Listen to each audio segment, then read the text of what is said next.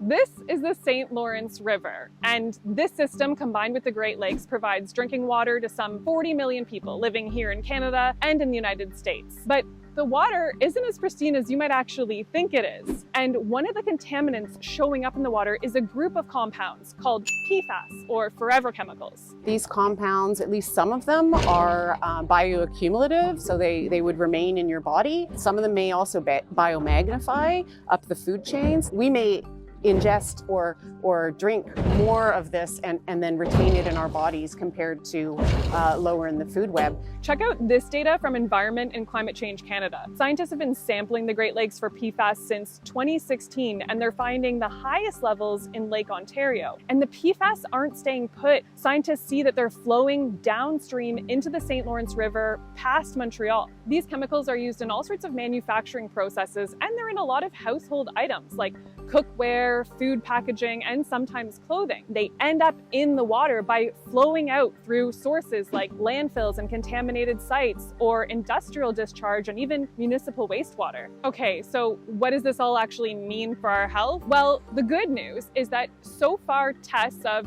drinking water coming from the Great Lakes and St. Lawrence River show that levels are generally within what the federal government considers to be safe. But scientists still have concerns. Some PFAS have been linked to cancer, reduced vaccine responsiveness, reproductive issues, delays in fetal and child development, and higher cholesterol levels. One toxicologist I spoke with said our understanding of the health risks of these chemicals is still really evolving. So we basically work on that assumption that there may not be a threshold, there may not be a safe exposure level. Of course, the lower the exposure, the lower the risk, and possibly that the risk on the population level at the current exposure levels in Canada is probably really low, but we can't just say that there's no risk. Right now, 3 types of PFAS are banned for the most part in Canada: PFOS, PFOA, and long-chain PFCAs.